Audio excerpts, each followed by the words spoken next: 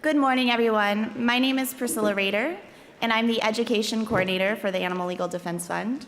It is a great honor to moderate this panel, Factory Farming of Other Species, What You May Not Know and What You Can Do About It. With me are two phenomenal humans and who will speak on a topic often not considered during conversations detailing farming and confinement, as there are many exploitative industries that mirror factory farming practices, including puppy mills and fur farms. First, we will hear from Professor Kathy Hessler. Kathy is a clinical professor of law at Lewis and Clark Law School.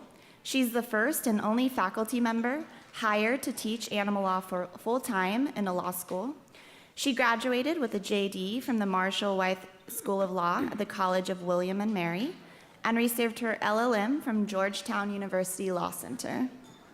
Professor Hessler has been teaching animal law courses since 2001 and animal law concepts as part of nonviolence class offerings beginning in 1989. Professor Hessler lectures widely on animal law and animal law education issues in the United States and internationally.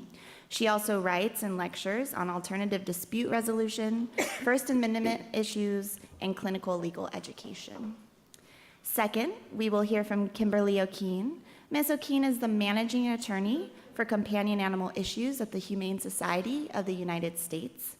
Her practice focuses on companion animals, with a large aspect of her work relating to puppy mills, which she will be discussing today. She has a wide-ranging experience litigating cases under the Administrative Procedure Act, the Animal Welfare Act, the National Environmental Policy Act, and the Freedom of Information Act, and numerous other federal statutes. Ms. O'Keene also has filed rulemaking petitions to federal agencies who seek regulations that are more protective of animals, and has litigated numerous consumer protection cases at the state level as well. Ms. O'Keene is a graduate of the Boston University School of Law, so please join me in welcoming these two amazing people. I am so looking forward to their talk.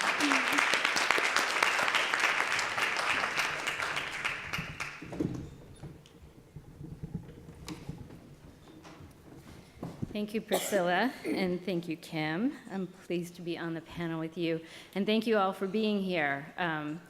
On behalf of, as one of the organizers of the conference, it's great to see people still going strong on Sunday, and you have really important choices to make on Sunday. We know that's hard, so we appreciate you being here.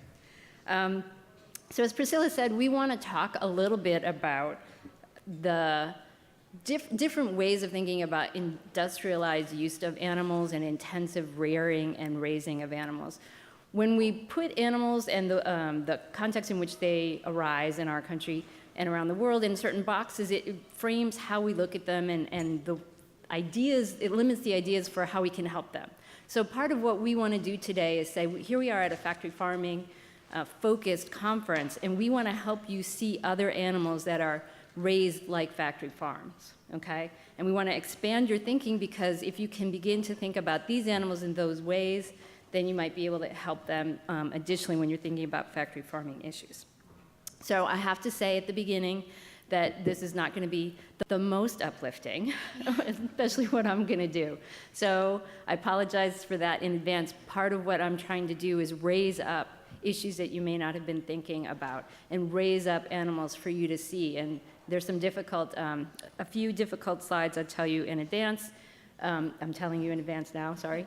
And so I just want to actually do something with you, if you permit me, that I'm doing a little bit more with students, and it seems to work. So I just want everyone to take a couple deep breaths, yeah? I know this may seem weird, but just humor me, right? So take a deep breath, and out, and in, and out, and in, and out, okay? That centers us, and what we're learning from neuroscience, it actually changes the brain chemistry. It calms some of the systems that are going on in our body, and allows us to sort of both hear a little bit better and process the information we're about to receive, hopefully a little less traumatically. So that's what that was for. Thank you for indulging me. Okay. Is this not the green button? Not going? It's on there. Oh, I've gone back. But that one's not changing. So this one's not changing. All right. Oh, there it goes. They're off sync. All right, so if we can get them on sync, that'd be great. And if not, I will just look over my, I think we're on sync. Thank you. So I just want to give you a sort of overview. These are the kinds of things that we're going to talk about.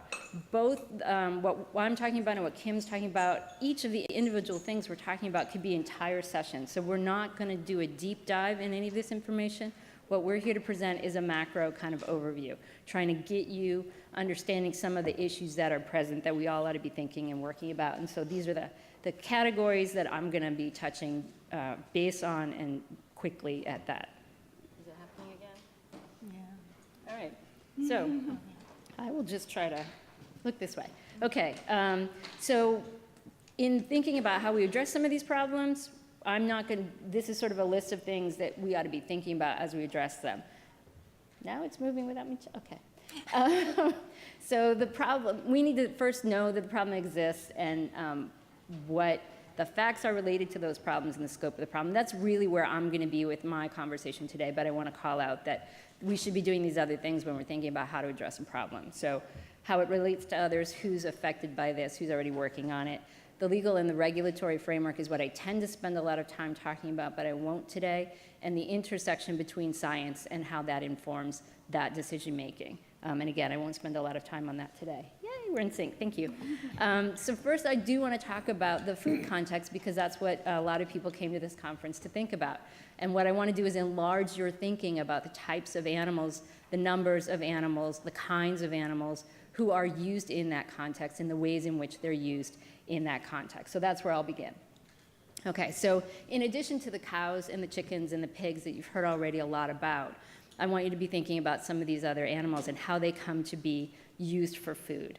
So exotic meat is a booming industry here in the United States and actually around the world, and so I just want to call your attention to some of the animals used in that industry. Bison, otherwise known as buffalo here in the United States, have been used in this industry in increasing numbers. This is becoming more of a popular item for people to have. So knowing the impact of our food choices on wild animals is an important thing to think about. And I won't talk about all the ways that happens, but just realizing that just 200 years ago, we had 80 million of these animals in the United States, and we have basically 500,000 on private ranches, and we have 4,000 in the wild, okay? So we've gone from 80 million in the wild to 4,000 in the wild. We have 4,000 in the wild and 500,000 in private hands being raised for food.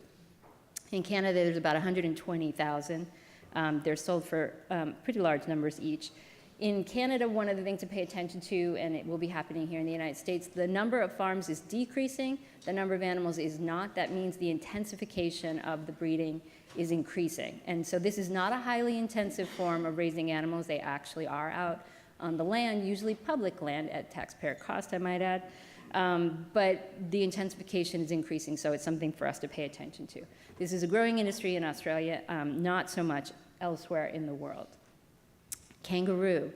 Kangaroo in Australia are not raised for food, but they are what's called culled for food.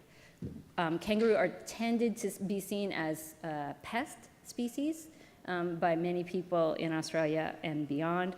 So they are culled for both meat and they're for humans and for other animals. And again, we don't spend, I think, enough time talking about animals being raised to feed to other animals, sometimes being raised to feed humans, sometimes just being raised to feed animals, pets or companions.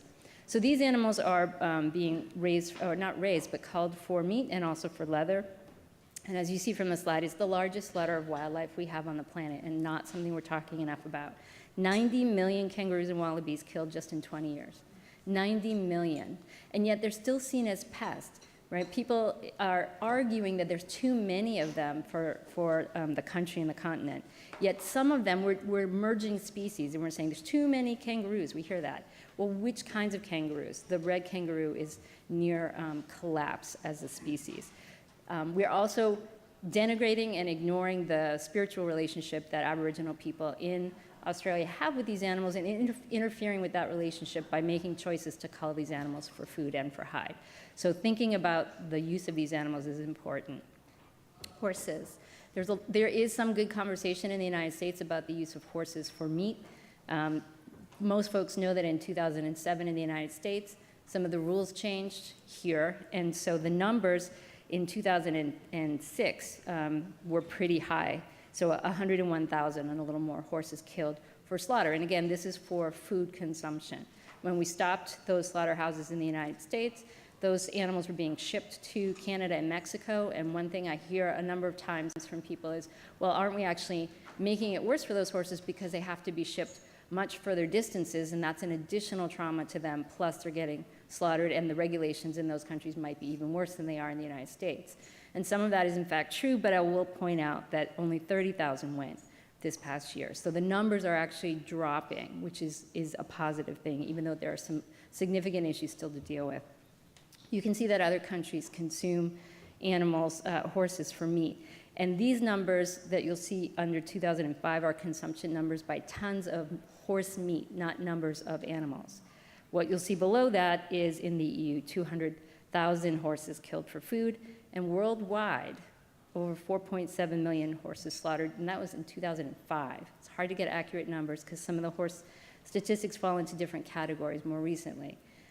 So China is a big player in this field, exporting 170 to 197 million tons of horse meat. And again, that's tons of horse meat, so imagine the numbers of horses behind that number. And Russia is planning to become a large player in this industry and putting 180 million rubles dedicated to subsidize the production of horse meat. So this is something that's going to get a lot worse relatively soon. Something to pay attention to, these animals are not raised for food. They're taken from other areas, and that raises significant safety issues for the people who consume this food because of the different chemicals that might be in their bodies, and also obviously welfare issues for the horses themselves. Another exotic meat is farming crocodiles. I could have put alligators up here, I could put a lot of other animals up here. But these are animals that people don't tend to see, and they don't think about this happening. Here, another thing to be thinking about, hides are the main product, and meat is the byproduct.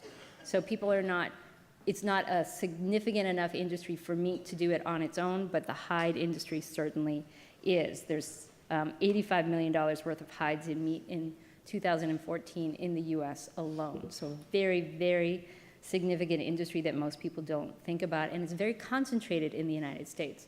So when you're thinking about problems that you might be able to do something about, really only 4 states in the United States have facilities. There's only 37 facilities that are doing all of this production in the United States. It's a little bit more complicated on the global scale. Thailand, Africa, some other countries are pretty big in this industry. And 1 million skins are traded internationally annually. Dogs. So we do talk about dogs, and we don't know the numbers. So this is an estimate that 30 million are killed for food annually, mostly in Asia, some in Nigeria. Again, numbers are really difficult. We know that numbers are difficult in all of the work that we do, trying to get accurate numbers because the data is not required to be kept by agencies, or it's kept in different ways. And here, just another example of why it's difficult to get good numbers. Some of these animals are killed for fur and then eaten. Some are only killed for their fur. Some are killed for meat, and then fur is a byproduct, so it's difficult to know. Also, many of these animals we're not, again, talking about farmed in the traditional sense. Strays, stolen pets, they come from other areas. But thinking about 30 million, right? Thinking about the intensive situations these animals live in, we need to be dealing with their situations a lot better. In the US, interestingly, it's legal to actually eat dogs. Most people don't know that in the United States, but it is illegal to slaughter or sell them as food. So that's probably what keeps that from happening. Also, there's not a demand significantly in the United States. Though what ends up happening sometimes is horse meat, dog meat, is passed off as different kinds of meat, as beef or something like that, internationally. And so these animals find their way into the US marketplace in that way. Aquatic animals. So I have started the Aquatic Animal Law Initiative at Lewis and Clark, and my fellow Becky Jenkins is here with us. And so I spent a lot of time last conference talking about the farming and the wild fishing. So I'm not going to spend a lot of time on it. I just always want to raise these issues. So what I'm going to do is just show you some slides so you can see what this industry looks like and get a sense for the vast numbers of animals we're talking about. These are lobsters, this and this and this. Lobster farming wasn't seen as something that was going to be successful, but just recently they're starting to do it. They used to just take young lobsters from the wild and then raise them maybe in these kinds of conditions or actually even in indoor conditions. But they're working very hard to develop true sort of factory farming of lobsters, and they're making some headways in Asia. So pay attention to the development of lobster farming. These are oysters. This is just one area of oyster farming. You can see sort of row and row and row and row of these sort of caged areas in which oysters grow. This is crabs, and again, there's indoor and inland on water, and then in ocean water kinds of intensive farming, if you will, of aquatic animals. So this is one indoor facility for crabs, and you can see what a lovely experience that is for the crabs and how many crabs can be raised in that. This is an outdoor facility for crabs. This is fish, just one small outdoor. This is fish in Asia, and you can see how many pods there are, and this is another one. Shrimp is one of the most heavily sort of farmed and high capacity industrial aquatic uses. So please pay attention to the shrimp. This is an indoor facility raising shrimp. These are mussels. They tend to grow. For all of these, there are multiple ways these animals are raised. And this is mussels in water environment. Thinking about some of the other animals used for food, people know a little bit about foie gras. There's some good news here. I like to share good news when I can. The numbers, the consumption numbers are falling, and we do have some legislative wins. So in France, you'll see that in the last about 4 years, really, we've dropped by about 15 million the number of ducks and geese slaughtered for foie gras in France, which is vociferously protecting their interest in this product. So that's actually pretty good news. Spain doesn't kill as many animals anywhere near the French numbers. The worldwide numbers are still pretty oppressive, and that's just an export number, 33.7 million birds killed for export. But we do have good news on the California ban being upheld. Insect farming. Again, part of what we want to do is talk about animals who you might not even see as animals, right? You might not be thinking about when you're thinking about who needs protection. Insect farming is on a global increase, unlike anything else. Aquatic animals is the largest when we're thinking about general farming, but that doesn't take into account insect farming. Insect farming is something people are pushing really significantly as a way to address food insecurity and nutritional needs for people on a growing human population across the planet. They're used for all kinds of things. I'm not talking about lots and lots of the ways in which they're used, so I'm just using a couple of examples to give you a flavor of what's happening. So I'm not talking about cricket fighting right now. I'm focusing on the human food system, primarily, and the pet food system. So just one use, this cochineal use in Peru, and that is the significant producer of it, 2,300 tons of insects. Right? So when you're thinking about how many individual beings, right, that represents, it's pretty amazing. And we're talking about nearly a $40 million industry just from this one use, just in this one country, okay?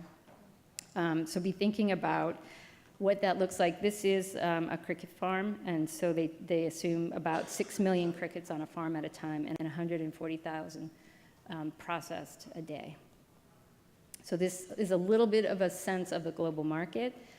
You can see who the players are. These are all going to rise in the next decade. So be paying attention to what this means, be paying attention to what it means for the wild when we're taking these animals out and we're introducing them into the food systems. And we're thinking about, we need to have a better understanding of the scientific realities of these animals, their own biologies, so we understand about harms that are going really, really under the radar. So we're talking about billions and billions and billions of animals being processed annually. Okay, food for animals. Again, we raise animals for different purposes, our human purposes. Sometimes we're raising animals to eat, and we actually are raising animals to feed to those animals, to feed to ourselves. And we don't pay attention to those animals at the first step of the food chain. We're also raising animals to feed to our own companion animals, and that's something I don't think our community talks enough about, the impact that we're having on having animals killed to feed the animals we love. So it's something we need to think about. I won't spend a lot of time thinking about it. I have some rather disturbing information lower down on this slide that I won't go into detail about, but one of the really sad pieces of news is what is allowed to be considered food, right, for animals, whether it's going into the pet food or whether it's going into the food that for animals who will feed human beings.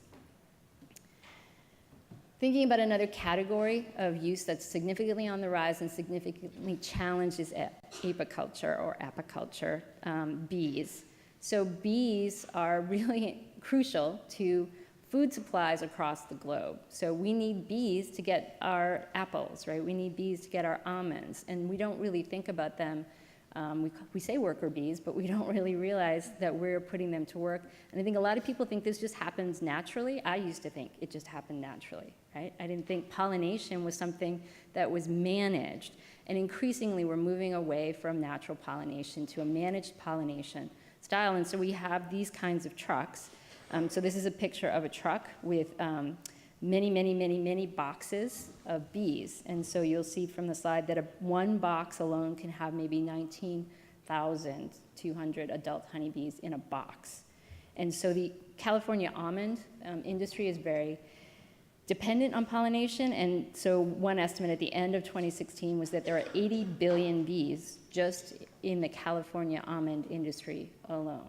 Now that's a heavy user, so it's not indicative of the use of all kinds of industries, but just think about the numbers of animals we're talking about. When you think about how many beehives are across the country, these animals are shipped, right, across the country throughout the year. They're not allowed to eat the honey they produce. They're fed sugar water. They're not treated well. They die, they're injured, and we have colony collapse, and we have a significant impact on wild bee populations from what we're doing in this intensive farming of bees. Breeding for research. So again, when we think about, we're moving away now from the food industry. So we think about farming in the food context. We use the word breeding usually when we're talking about raising animals for use in other contexts. And so whether we say breeding or whether we say farming, we're doing the intensive rearing and raising of animals for other uses. And we need to be adding that to our context when we're talking about and thinking about the numbers of sort of factory farmed animals, because we have those kinds of conditions for other uses. So for the biomedical, toxicology, and pharmaceutical research industry, really, again, very difficult to get good numbers, as you all know. So if we think maybe 200 million terrestrial animals bred in the United States alone. We don't know the numbers of aquatic animals. We don't know the numbers of insects, but it's significant. We also have a subgenre of research that we don't talk enough about, which is research on agricultural issues, needs, and we have animals being used pretty intensively in those areas as well. Companion animals in the United States, we love the fact that we love our animals, right? But we don't stop to think about where they come from, and Kim will talk a little bit more about puppies in particular.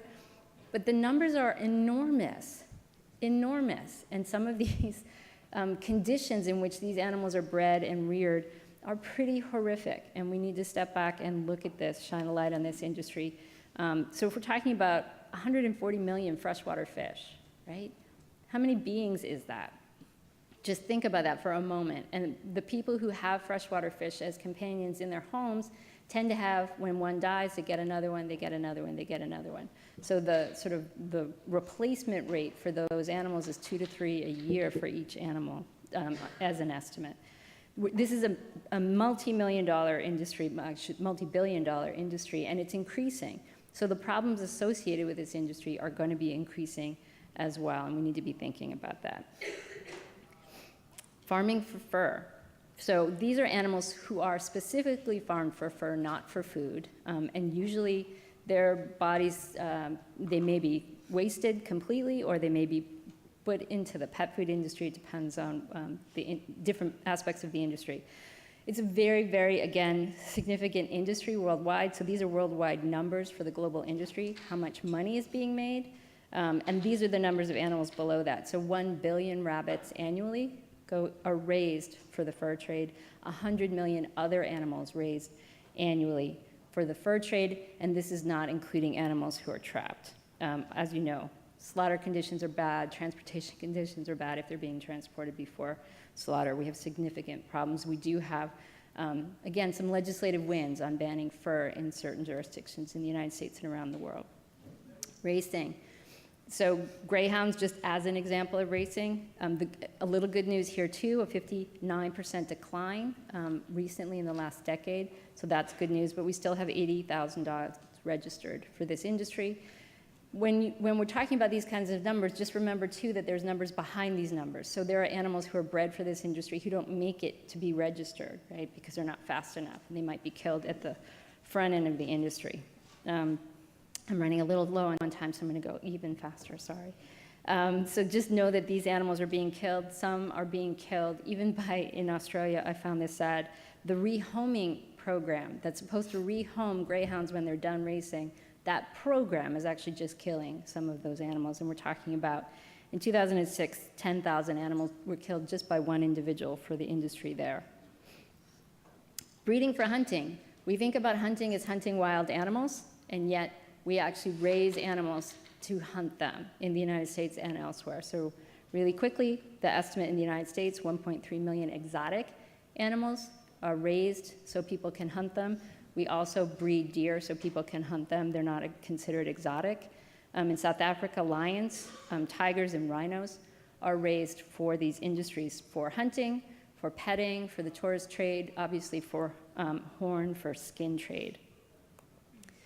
Breeding for other uses. So I'm not going to get into all of this. This is just even more of an overview, but areas that I don't have time to talk about. So hides and leather, over 1 billion animals killed annually. Some are killed specifically for this industry, some are not. We raise animals for medicine specifically, and this is additional to the research context. So PMU, I'm sorry for the acronym, stands for pregnant mare urine. So again, just one aspect of the medical trade, 90,000 a year in China alone. There are military uses for animals. They use them for experiments on how their weapons work. They also have a pretty significant number of service dogs, which have to be bred and come from somewhere. The feather industry is still booming. Many species of birds in the United States went extinct for the feather trade in the early 1900s. Got us some of the good laws that we have, but we're still doing it. Animals are being bred for fighting. Hoarding think about hoarding as sort of an unintentional breeding that needs to be managed better. In guide dogs, there's some really unsettling information about how those dogs are managed and bred in some circumstances. So we need to solve this problem. We need a multi-pronged approach. We need the legislation, the litigation. We need the social activism education, and we need science. We need to look at the laws, what laws we have, which ones aren't working, which ones we need. But basically, we need to stop seeing animals as an endless resource. And we need to calculate the cost of their suffering into their use. And we need to do that through regulation. And I will stop there. Thank you very much.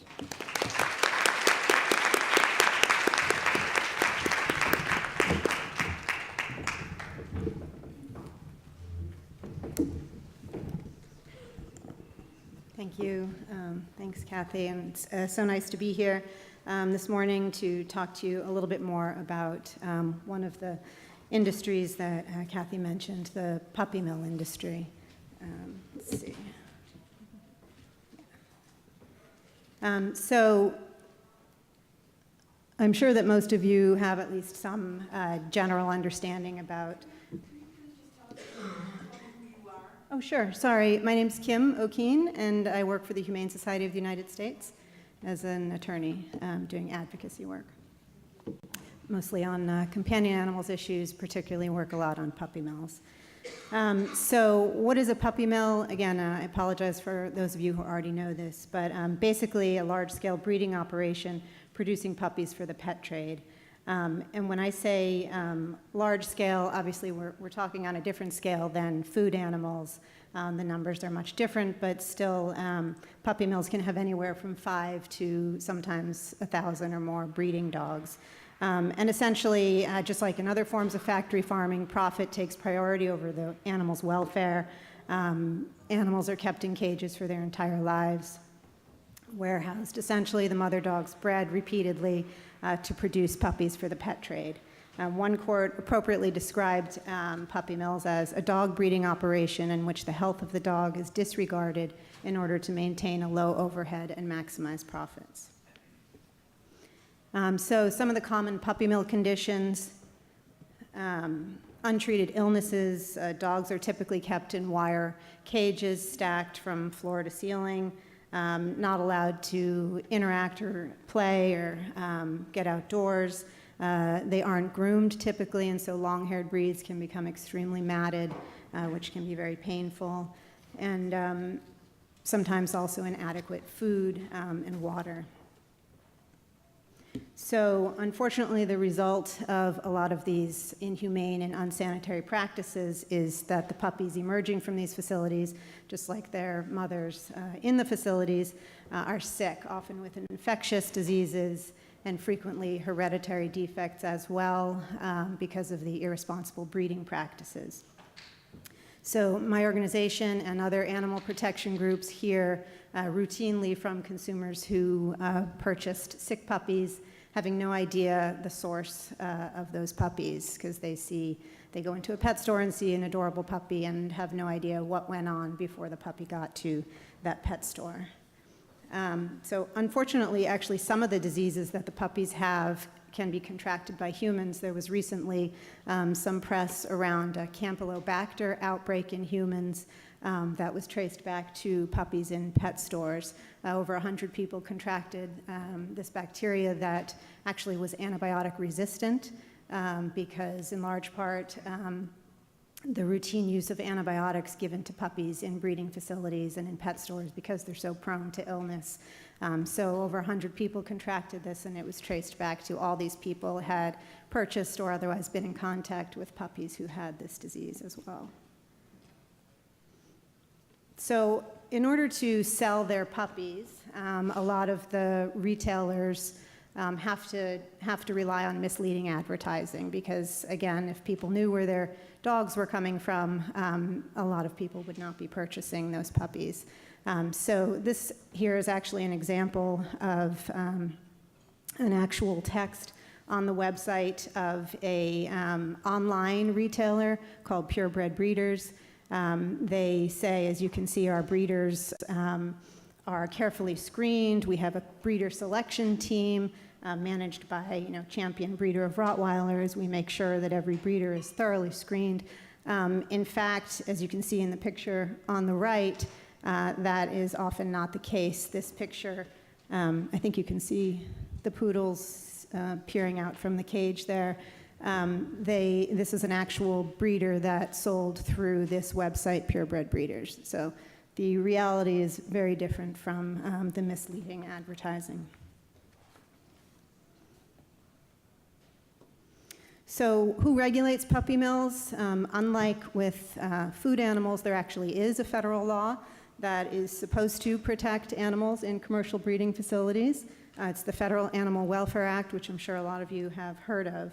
And one of its stated purposes is to, quote, ensure that animals intended for use as pets are provided humane care and treatment. As I'll talk about in a minute, that stated goal is not being met at the moment. The USDA is the federal agency that regulates the Animal Welfare Act and licenses breeders who who are supposed to be licensed under that act. Essentially, any breeder who has more than 4 breeding animals and sells in third-party transactions or otherwise not exclusively face-to-face is supposed to be licensed under that statute.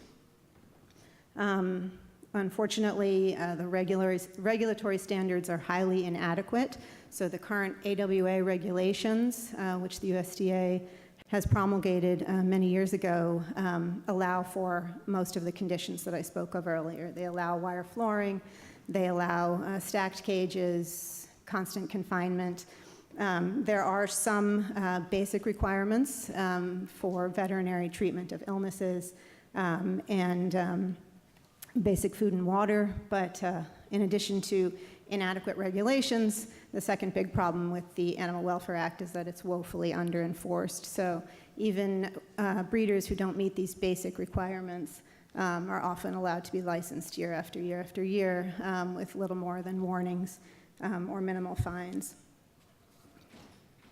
There are some cruelty laws that can be used to address some of the most egregious situations in breeding facilities. Of course, as I think we've heard over the last few days, a lot of cruelty laws exempt typical agricultural practices. So in order for a breeder to be prosecuted, it has to be pretty egregious. But there have been some successful prosecutions of particularly egregious breeding facilities. So what can we do about all of this in addition to working with prosecutors to try and prosecute particularly bad actors? There are certain strategies that we can take, and of course, like with everything we do in this movement, it's definitely an uphill battle, but one that can be won if we persevere and use good strategy. So I want to talk about the three kind of main angles that a lot of us use: regulation, legislation, and litigation, civil litigation. So I first want to just talk a little bit about rulemaking petitions. Most agencies have a lot of authority to issue rules and regulations under the statutes that they administer, including the USDA for the Animal Welfare Act, and the Federal Trade Commission has a lot of authority to regulate marketing practices, deceptive marketing practices. So I'm going to talk about two examples that we've worked on related to puppy mills. So the first one that we filed in 2015 along with the ASPCA, which is still pending, it requests upgrades in two broad categories under the Animal Welfare Act. We've asked the agency to increase cage size, prohibit wire flooring and cage stacking, to mandate daily exercise, human interaction, restrict the frequency of breeding so that mother dogs are not continually bred cycle after cycle, and also to mandate hands-on veterinary exams of each dog every year. Of course, if everything we've asked for were granted, it still would not be an ideal world for the dogs in these facilities, but it would be a lot better. So again, this petition is still pending. Had things gone a little differently in 2016, we had some hope, but at the moment, we're considering next steps. There are potential ways, especially in this case, we believe that the agency not only can act, but has an obligation to act to fulfill its mandate under the Animal Welfare Act. So there are potential litigation avenues, but we're thinking about those things.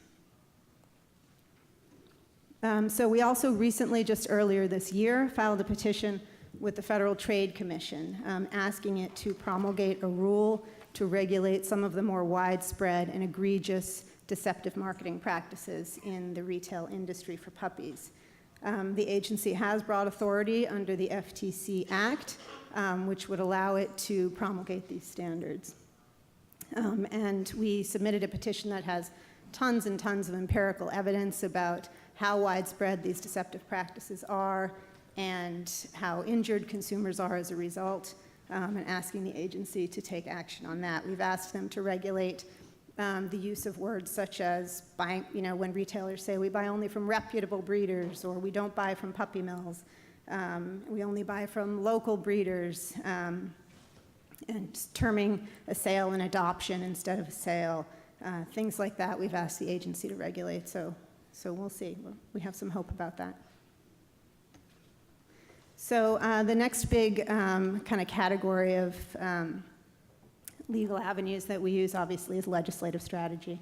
And I'm not a lobbyist nor a policy expert, but I do get involved often to defend legislation because inevitably or frequently, when there are laws passed that protect animals, the industry that's affected will sue to try and challenge those laws. So over the last few years, there's been a huge wave of so-called retail sales bans, which they've mostly occurred on the local level, so ordinances that prohibit or severely restrict the ability of retail sales of commercially bred puppies. And they restrict the sale to only shelter or rescue animals. So pet stores are supposed to source from rescues or shelters instead of commercial breeding facilities. So a lot of pet stores and breeders have challenged these laws, and I've gotten involved in a lot of litigation to defend them. And so far, they've all been upheld. Unfortunately, in certain cases, for example, in Arizona, where we won a case in Phoenix where their sales ban had been challenged and the court upheld it, the industry will then take the next step and go to the state legislature and get the state to pass a preemption provision that essentially prohibits the retail sales bans. So that unfortunately did happen in Arizona, but all the other, around the country, a lot of the other ordinances are still standing. So that's been a great wave of legislation. So the last angle that I want to talk about is our civil litigation strategy. And of course, as I don't think I mentioned it, but under the Animal Welfare Act, there is no private right of action. So there's not much that an individual can do to enforce or try and directly approach what's happening in the mills themselves. We have to rely on agencies and local governments and state governments, state agencies, and prosecutors to do that. But we do have some civil litigation tools. And as I've talked about, consumers are often seriously injured by purchasing sick puppies when they were misled into believing that they were buying puppies that came from humane breeding facilities and that their dogs would be healthy. So we frequently work with law firms to represent individuals who were harmed by these deceptive practices. So I'm just going to talk about a couple of those cases. So the first one I want to talk about I actually picked because it was brought against a local Chicago pet store chain called Furry Babies. And Furry Babies was making all kinds of assurances to its consumers that their puppies were healthy, that they came from reputable breeders. Consumers would say, "Do you get your dogs from puppy mills?" They would say, "No, not from puppy mills." And so the plaintiffs we worked with all received sick dogs, were all told these great things about the sources of their dogs. 2 of the dogs died. So we brought this lawsuit under various common law and statutory theories. And then, of course, the defendants moved to dismiss. They lost that motion, as well as a motion for summary judgment. We got some pretty good precedent there because the judge, in denying their motion their motion to dismiss, excuse me, the court found that terms such as healthy or not from puppy mills were not mere puffery, which the defendant had argued, and therefore these terms were actionable because they could be objectively proven true or false. So that was a good precedent. It seems obvious that if you say a dog is healthy, that's not puffery, but unfortunately we had to go through that motion. So ultimately, as I said, that case also survived a motion for summary judgment, and then it was headed toward trial. The plaintiffs, for various reasons, decided to settle the lawsuit, and this is an article about that settlement. I don't remember if I mentioned we actually worked with ALDF on this case as well, but I should have. So that was a good partnership. The plaintiffs were able to get Furry Babies to agree to certain practices, to undertake certain practices to change some of the things they had been doing. Among other things, they agreed to increase their disclosures to consumers. So they now have to tell anybody who asks who the original breeder is, as well as provide USDA inspection reports to those consumers. So that was good. This case, Britt versus Puppy Find, is a case that we're currently still actively litigating. And in this case, puppyfind.com is a sort of like a marketplace for puppies. So breeders and sellers can go and place their advertisements for their puppies on puppyfind.com. And then consumers can go and review these advertisements and connect with the breeders and sellers in that way. One of the things that Puppyfind does, as the complaint alleges, they allow consumers to post reviews of sellers on their website. But the complaint alleges that in order to favor the sellers, who the complaint alleges most of the revenue comes from the sellers, so they want to favor their sellers. They routinely remove the negative reviews that are posted of the breeders and sellers, and they leave all the positive reviews. So the complaint alleges that this is a deceptive practice, that it's unfair, and it's causing injury to the consumers. And the consumers in this case all received sick dogs after purchasing from a seller on puppyfind.com that had completely uniformly positive reviews. And so they all relied on those reviews, believing they were going to get a healthy dog, and did not. And as the complaint alleges, it turns out that this seller had negative reviews posted about them that had all been removed. So we're in the middle of that. We have survived a motion to dismiss in that case, and are currently slogging through expert and fact discovery, and hope to have a trial sometime in 2019. So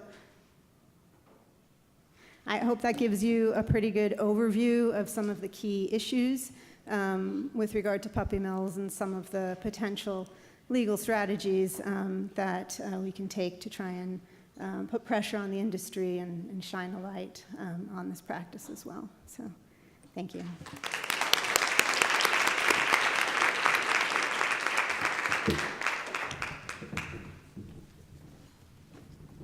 We do have time for a few questions. Please come to the podium mics.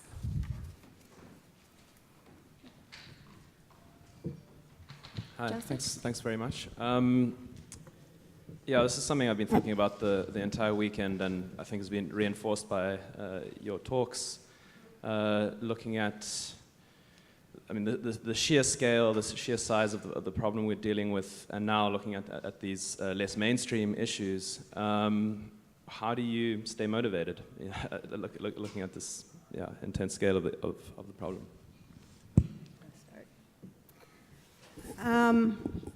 I think, well, for me personally, the motivation is just that I don't have an alternative, because I can't not try and do something about these issues, just personally.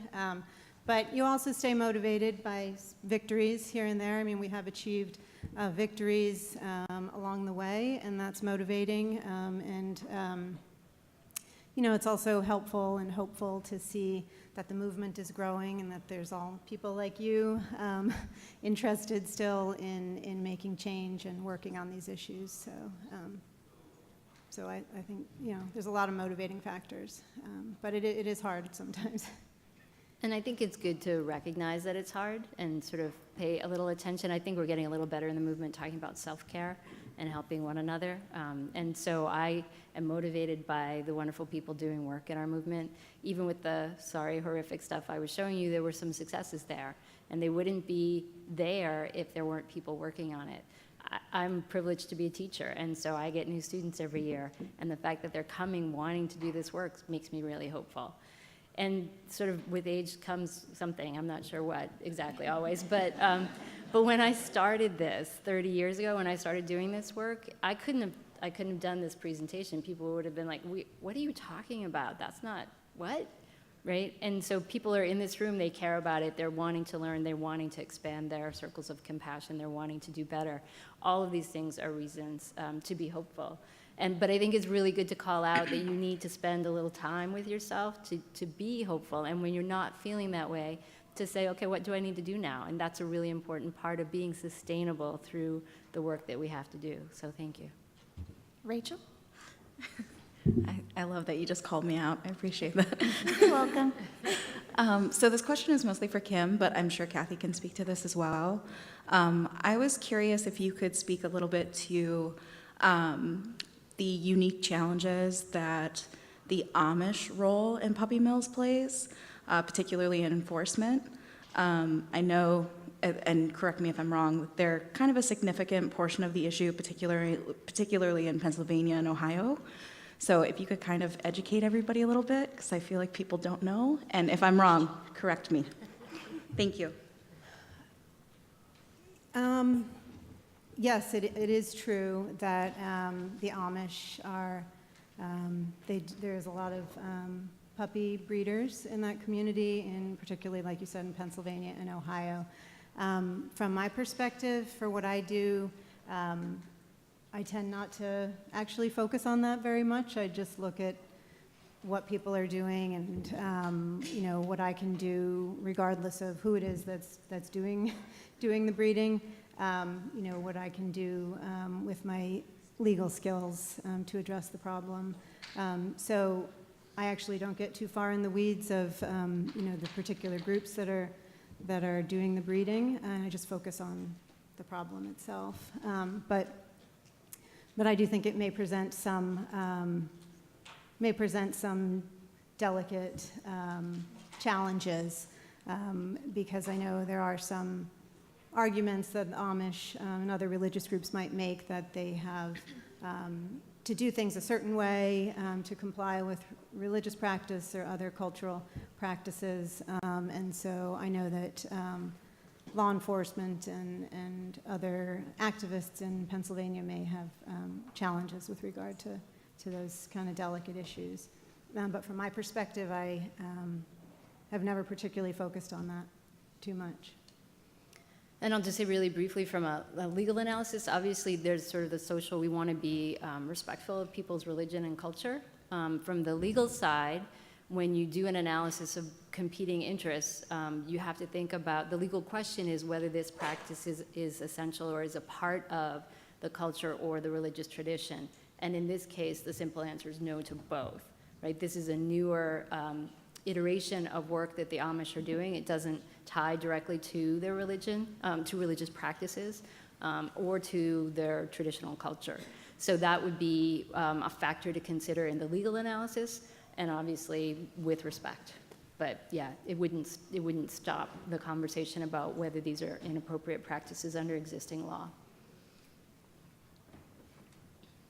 All right. Hi. Thanks for both of your presentations. This question is for Kathy, and you know, this conference has really reinforced in my mind, helped me meditate more about the intersection between poverty and factory farming.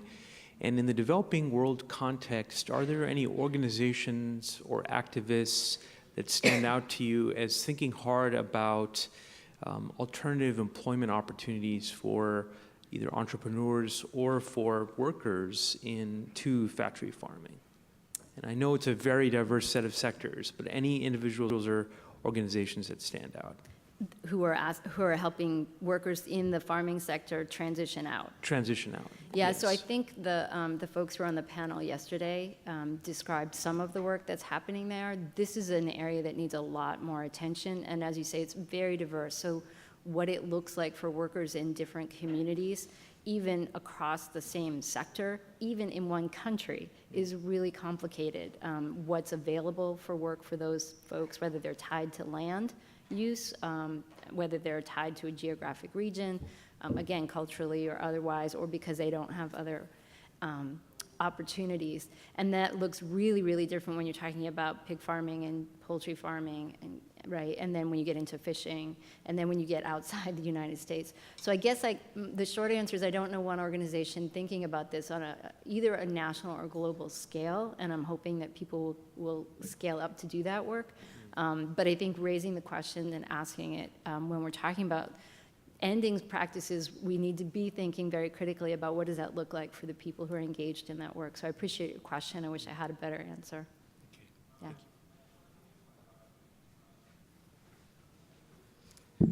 Hi there. Thank you both very much.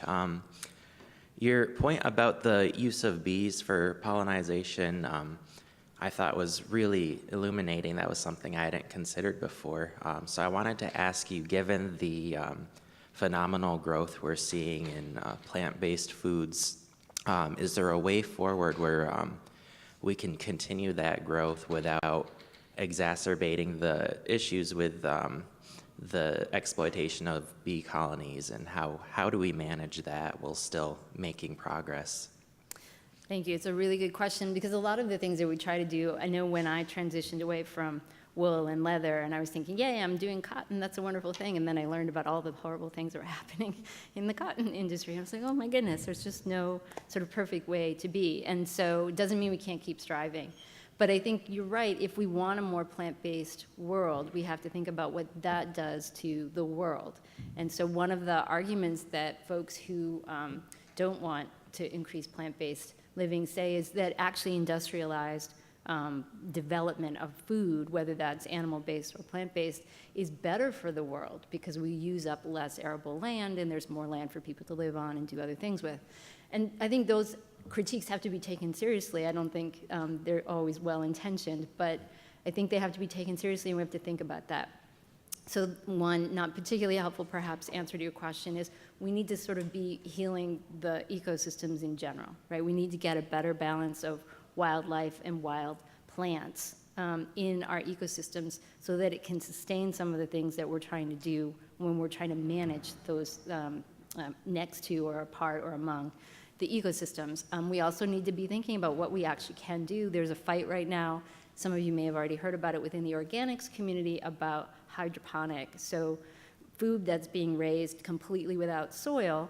Some folks thought this is a really good iteration, right? Because we're not using soil, we can do it vertically, we can have, really intensively.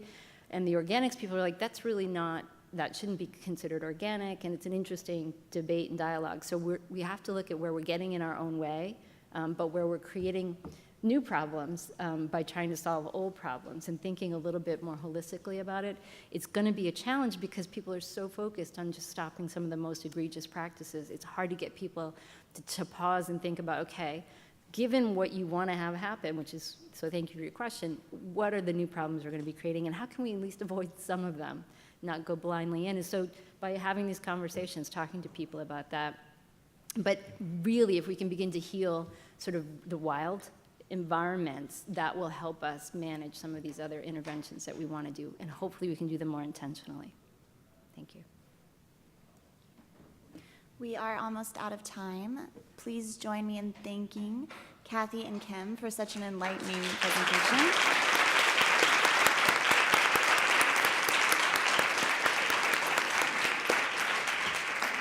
We will have a quick break, and then we will be back for our last session. I can't believe it's already almost over. It always flies by.